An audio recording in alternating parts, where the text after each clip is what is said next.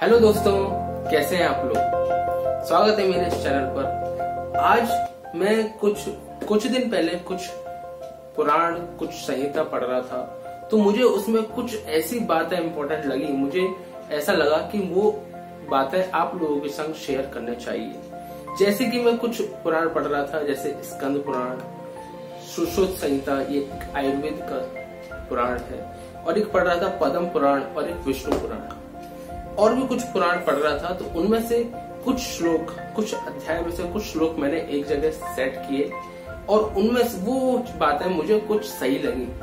मतलब ये भोजन से रिलेटेड है कि हमें खाना खाते समय क्या क्या चीजों का ध्यान रखना चाहिए। आप देखते होंगे हम पूरा वर्कआउट करते हैं, खाने में अच्छी चीजें भी खाते हैं, हेल्दी डाइट भी लेते हैं, फिर भी शरीर थका थका क्यों लगता है।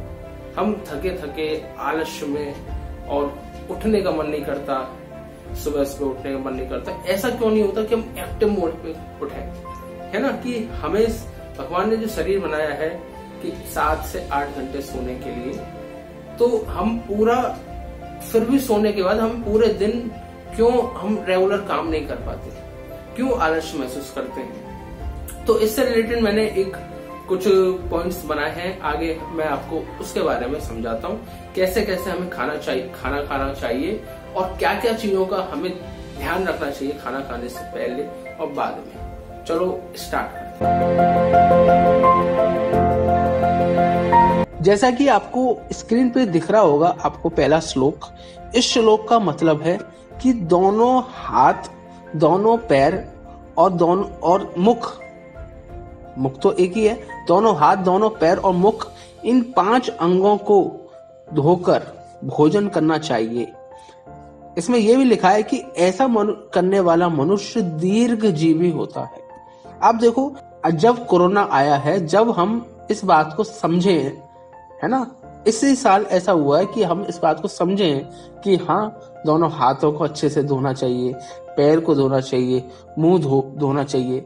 ये जब हम ये सब चीजें धोकर खाना खाते हैं तो हमारे सारे कीटाणु बाहर निकल जाते हैं, जिससे हमारे अंदर कोई कीटाणु ना जाए। ठीक है। दूसरे श्लोक जो आपको दिख रहा है, इसका मीनिंग है गीले पैरों वाला भोजन करें। मतलब जब आप खाना खाएं तो पहले आप अपने पैर धो लें, है ना। गीले पैर सोए नहीं, है ना, गीले पैर सोना नहीं है, खाना गीले पैर करना चाहिए। ठीक है। गीले पैरों वाला भोजन करने वाला मनुष्य लंबी आयु को प्राप्त करता है। आप देखें, जितना भी ये आयुर्वेद है, ये सब वेद से निकला है, और ये ज्योतिष है, ये भी वेद का निकला हुआ है। जितने भी कथा है, भागवत कथा है, गीता जी है, ये सब पुराण है ना। ये सब वेदों से ही, सब कुछ वेद पुराण सब इनसे ही निकला। आयुर्वेद भी वेद से ही निकला है, वेद ही है आयुर्वेद।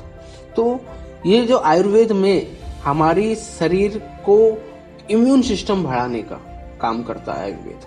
हमारे शरीर में जो भी प्रॉब्लम है उसको ठीक करने का काम करता है आयुर्वेद, है ना। तो आयुर्वेद ये कहता है कि ज्यादा से ज्यादा चीजें जो आप ठीक कर सकते हो, ये सब आपके किचन में ही, आपके रसोई घर में ही सब मिल जाएगा। तो भोजन को सबसे ज्यादा महत्व दिया गया है वहां पर। ठीक है। तो इसमें लिखा है गीले पैर करके ही भोजन करें, गीले पैर करके सोए नहीं। ठीक है। तीसरा श्लोक का मतलब है सूखे पैर और अंधेरे में भोजन नहीं करना चाहिए। ठीक है। फोर्थ, जो चौथे नंबर का श्लोक लिखा हुआ है, उसका मतलब ये है शास्त्रों में मनुष्य के लिए प्रातः काल और सायंकाल, मतलब सुबह के समय और शाम को 6 बजे से पहले 2 ही समय भोजन करने का विधान है। बीच में भोजन करने की विधि नहीं देखी गई। क्यों नहीं देखा? पहले लोग ये सब नहीं करते थे कि पहले लोगों के पास टेबल और चेयर वाला काम नहीं था, वर्क फ्रॉम होम नहीं था उनके पास। सुबह वो अच्छे से पेट भर खाना खा के निकलते थे, और उनका काम बाहर, जैसे खेत जोतना। आप देखो, 4 तरीके के लोग हुआ करते थे पहले: ब्राह्मण, क्षत्रिय, वैश्य और शूद्र। ब्राह्मण लोग पूजा पाठ के लिए निकल जाते थे, दीक्षा के लिए निकल जाते थे, भिक्षा के लिए निकल जाते थे, फिर शाम को घर लौटते थे, खाना खा के और सो जाते थे। उनको ये ना मतलब नहीं कि स्नैक्स खाना, नमकीन, बिस्कुट ये सब नहीं खाते थे वो, ठीक है। और फिर जो क्षत्रिय लोग हैं ये अपने देश की सेवा के लिए निकल जाते थे, और वैश्य लोग अपना बिजनेस संभालते थे, और शूद्र लोग सेवा करते थे। तो इस तरीके के लोग, ये सब ऐसा नहीं देखा गया पहले जमाने में, है ना। बीच में भोजन करने की विधि नहीं देखी गई। जो इस नियम का पालन करता है उसे उपवास करने का फल प्राप्त होता है। फिर जो आपको नेक्स्ट श्लोक दिख रहा है, आपको स्क्रीन पे दिख रहा होगा, इसका मतलब है संध्या काल में भोजन नहीं करना चाहिए। संध्या काल मतलब रात को सूर्य अस्त के बाद भोजन नहीं करना चाहिए। फिर नेक्स्ट, गृहस्थ को चाहिए कि वह पहले देवताओं, ऋषियों और अतिथियों, पितरों और घर के देवी देवताओं का पूजन करके फिर भोजन करे। ये तो एक सम्मान की बात है कि सबसे पहले आप अपने प्रभु की, अपने देवताओं की को भोजन कराइए, जिसको भी आप मानते हैं। ऋषि को भोजन कराइए। ऋषियों, पहले ऐसे ही होता था, ऋषियों को भोजन कराते थे। अतिथि जो आए हैं उनको भोजन कराओ, पितरों को भोजन कराओ, देवी देवताओं को भोजन कराओ, फिर उसके बाद आप भोजन करो। जो घर की जो लेडीज होती हैं वो, उनके तो पति भी देव के समान होते हैं। तो पहले पति भोजन करता है, फिर वो पत्नी भोजन करती है। एक सम्मान की बात है, ठीक है।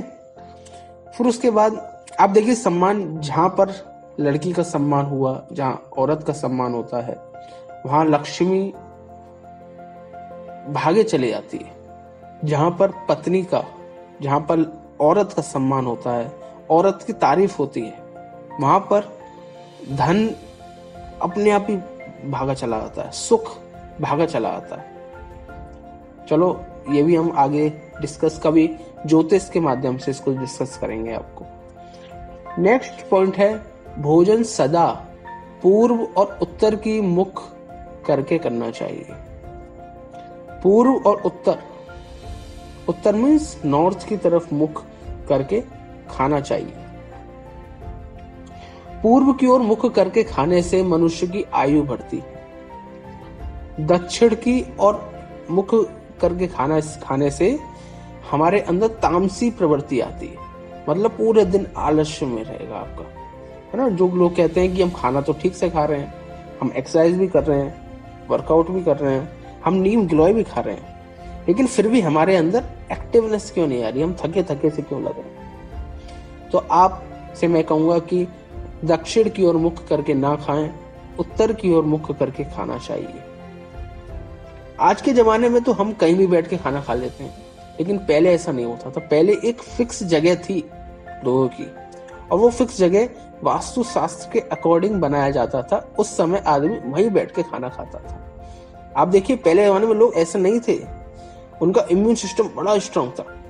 आप जब इसके बारे में गूगल पे सर्च करोगे, मैं आपको दिखाता हूँ गूगल पे, कि महाभारत में जो कर्ण की एज कितनी थी, जब वो युद्ध लड़ने जा रहा था, उसकी एज कितनी थी आप देखिए, 100+ है। फिर भी वो युद्ध करने जा रहे, इतना स्ट्रांग शरीर। और उस समय भी वो युद्ध में हारे थे, नहीं तो अगर नहीं हारते तो और कितने जीते, आप देखो। फिर है, और लिखा हुआ है, पश्चिम की ओर मुख करके खाने से मनुष्य रोगी होता है, और उत्तर की ओर मुख खाने से मनुष्य की आयु बढ़ती है और धन की प्राप्ति होती है। अब आप देखो, धन की प्राप्ति कैसे होगी, आयु बढ़ेगी तो आदमी को समय और ज्यादा मिलेगा। आप जब एक्टिव रहेंगे पूरे दिन तो आपके मन में आइडियाज आएंगे, नए नए क्रिएटिव, ठीक है। फिर नेक्स्ट पॉइंट है, भोजन सदा एकांत में ही करना चाहिए, ठीक है। भोजन एकांत में ही करना चाहिए, बोलना नहीं चाहिए बीच बीच में। क्यों नहीं बोलना चाहिए, आपकी धांस लग जाएगी, फिर आप पानी पियोगे, आपकी जठराग्नि की जो आग है वो बुझ जाएगी, फिर आपका डाइजेशन स्लो हो जाएगा, और भी गैस्ट्रिक इशू, गैस, एसिडिटी, ये सब चीजें होगी। इसलिए बताया गया कि खाना खाते समय बोलो मत, शांति से 10 मिनट का खाना शांति से कर लो। नेक्स्ट लिखा हुआ, एक ही वस्त्र पहनकर भोजन नहीं करना चाहिए। मतलब आप नहा के आए, अंडरवियर में खाना खाने लगे, या बनियान में खाना खाने लगे, नहीं, ऐसे नहीं। और सारे शरीर को कपड़े से ढककर भी भोजन नहीं करना चाहिए। मतलब ढीले ढाले कपड़े पहनो, जैसे कि एक लोअर पहन लो, टी शर्ट पहन लो, बस। ऐसा नहीं कि पूरा आप जूते वूते पहन के तैयार हो गए फिर भोजन कर रहे हैं। ये भी आगे लिखा हुआ है, आगे नेक्स्ट श्लोक में लिखा हुआ है, जो मनुष्य सिर को ढककर दक्षिण दिशा की ओर मुख करके खाता है, जूते पहन के खाता है, बिना पैर धोए खाता है, बिना हाथ धोए खाता है, बिना मुख धोए खाता है, तो उसका सारा खाना प्रेत खाते हैं। ये ऐसा लिखा हुआ है इसमें, प्रेत खाते हैं। हम कहेंगे इसमें ऐसा मनुष्य का जो खाना है सब तामसिक प्रवृत्ति बन जाती है, पूरे दिन उसको आलस्य बना रहेगा, नींद आती रहेगी, है ना, शरीर में रोग उत्पन्न होंगे। तो ऐसा नहीं करना चाहिए। तो ये कुछ बात मुझे बहुत अच्छी लगी, मुझे लगा कि आप लोगों के संग शेयर करना चाहिए कि ज्योतिष के साथ साथ हमें अपने कर्म पर भी काम करना चाहिए। तो ये कर्म ही है, ये सब शास्त्रों में पहले से ही बता दिया, आप ऐसे करिए ऐसे करिए। आप देखिए जितने भी आयुर्वेदिक डॉक्टर हैं शास्त्रों से पढ़े हुए हैं। आप देखिए सबसे फेमस संहिता है चरक संहिता, ये भी आयुर्वेदिक की है। तो आयुर्वेदिक से ही पढ़े हुए हैं और वही जो लिखा हुआ है वही चीज हमें बता रहे हैं। हमसे कह रहे हैं कि आप ये करिए ये करिए, खांसी हो गई तो ये खाइए, नीम गिलोय, तुलसी, ये सब खाइए। तो मैं बता रहे हैं और हम उनके रास्ते पे चल रहे हैं। तो इनडायरेक्टली जो वेदों में लिखा हुआ है उनकी कर्मों, जो लिखा हुआ है वही कर्म हम कर रहे हैं, है ना। तो कर्म भी बड़ा इंपॉर्टेंट है ज्योतिष के साथ साथ, ठीक है। तो मैं आपको ये चीज शेयर करना चाहता था। आगे इस वीडियो का, ये वीडियो थोड़ा लंबा हो गया है, तो मैं इस वीडियो, ये भोजन का सेकंड पार्ट भी आएगा तो मैं आपके साथ बिल्कुल शेयर करूंगा। धन्यवाद, राधे राधे।